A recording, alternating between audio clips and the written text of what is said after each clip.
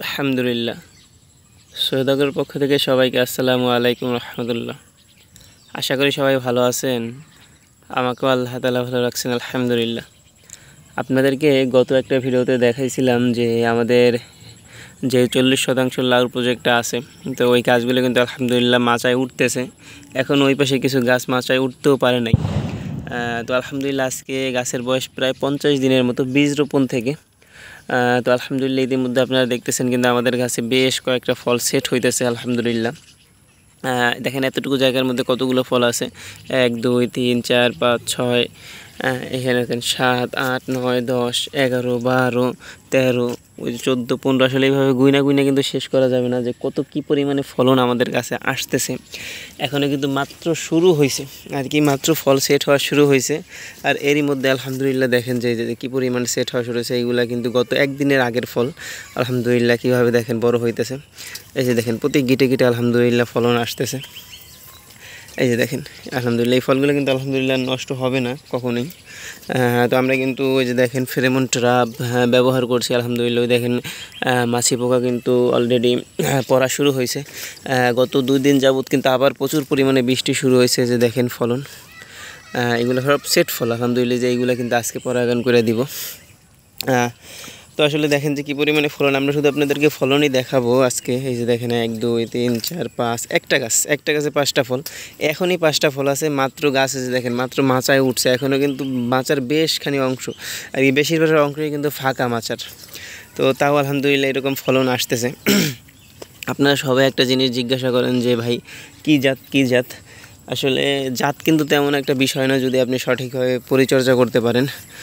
তারপরেও আপনাদেরকে বলে দিয়েছে এখানে কিন্তু আমাদের 2টা জাত লাগানো হয়েছে। একটা হলো কি বলে নাইস গ্রিন, আর একটা হলো মেটালের নাইস গ্রিন, আর একটা হলো লাল তীরের কি বলে এই ডায়না। এই 2টা জাত লাগানো হয়েছে। মেটালের নাইস গ্রিনটা একটু আগাম, এটা একটু আগে চলে আসছে।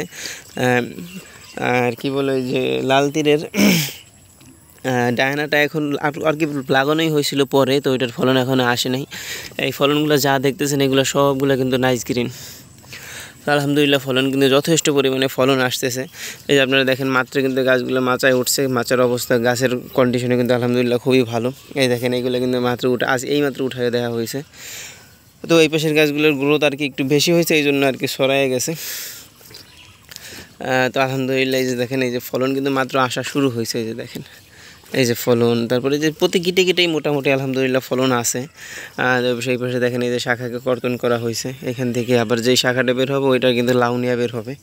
আর এই যে দেখেন এই যে এই পাশে 1টা 2টা 3টা এরকম শাখায় প্রতি গিটে আলহামদুলিল্লাহ লাউ হইতেছে। বলে রাখি যে কিছু লাউ হয়তো বা আমরা খুব জলদি কাটতে পারবো। এই যে দেখেন 2-1 দিনের মধ্যেই হয়তো, 2 থেকে, আজকে যেহেতু শুক্রবার, তো শনি রবি সোম মঙ্গলবার হয়তো বা আমরা কিছু লাউ কাটতে পারবো। এখানে দেখেন একটা প্রতি গিটে লাউ।